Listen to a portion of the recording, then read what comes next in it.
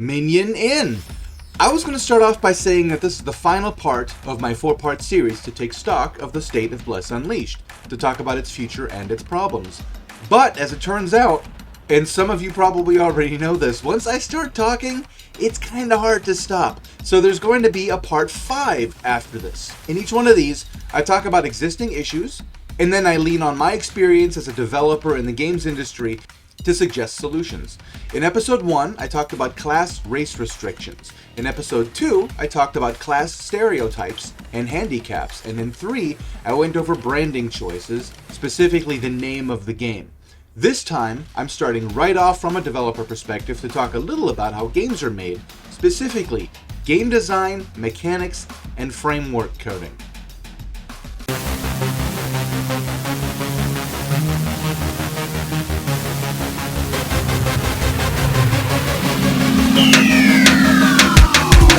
Come for the game, stay for the commentary. Ain't nothing but a seat then, baby. This is slightly off subject, but I wanted to touch on it real quick because it is game design related. Level syncing. Lots of MMOs do this. The whole point of level syncing in any game is to ensure that no matter where you go in the game, the content is challenging. It's essentially a great idea. But level isn't really what matters in Bless Unleashed, is it? If you have a level 20 toon with a gear score of 1400, and it happens, then you're cleaving through synced level 20 mobs like a military-grade flamethrower through a bag of marshmallows.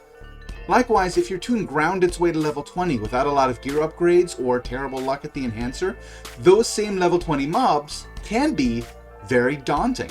I'm just saying, the syncing system was not well thought out.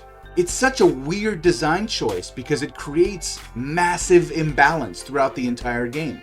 The only way this could ever really work and create the balance that the game so badly needs is by syncing to gear score, not level. This is a no-brainer. Why do I have to say this out loud? This is also something to seriously think about for Battlegrounds, you guys. As I mentioned in my PvP analysis video, and you can see that by clicking this card, consolidate low and high level PvP content and average out everyone's gear score to make it a fair and challenging fight. It would stop people from saying, well, I would do PvP, but it's gated, which it is. In gated PvP arenas and Battlegrounds very directly cause an increased number of PKs in the open world. There are a lot of people who are actively avoiding PvP until they get their gear score high enough so they can compete. That's one of the major reasons why red basin queues can be so long. It's not that we're lacking players, it's that people who don't PvP often can barely compete, so why bother? Save it for endgame. But if only endgamers are PvPing, hardly anyone's PvPing. I mean, just look around in Red Basin. It's the same names over and over again, isn't it? And there's so much stacking and boosting going on in there that there's really no point to join in as a new guy. You guys need some fresh blood in there.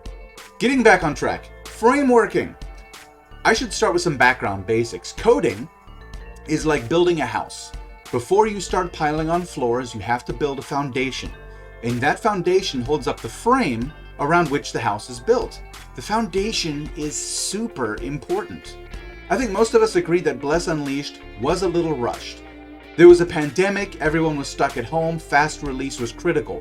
So they were building floors and foundation at the same time. Not recommended.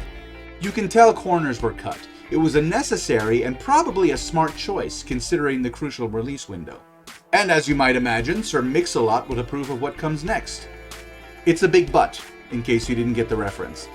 The big but is that a game like Bless Unleashed can never stop growing.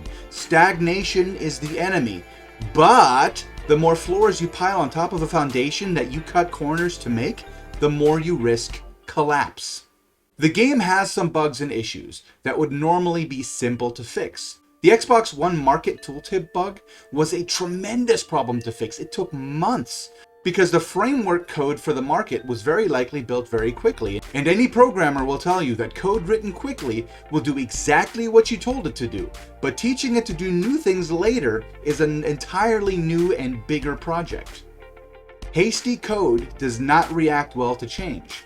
In a perfect world, game design and prep is very thorough and created in a way that allows for modulation. It's made with possible future additions in mind.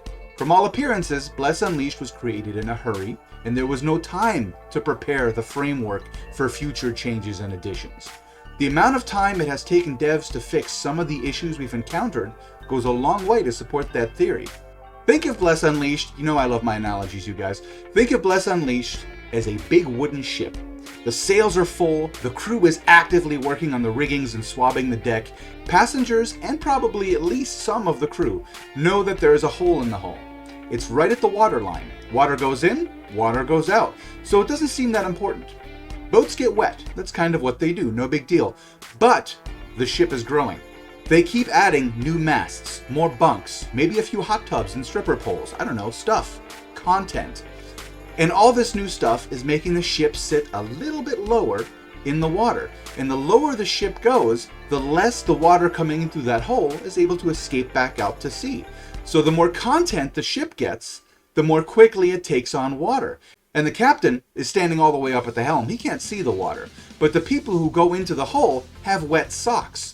So they've been telling the captain there's a problem, and Captain Bless is all, "Fuck you, I know my ship better than you do. Now build me another mast, because for some reason we're slowing down."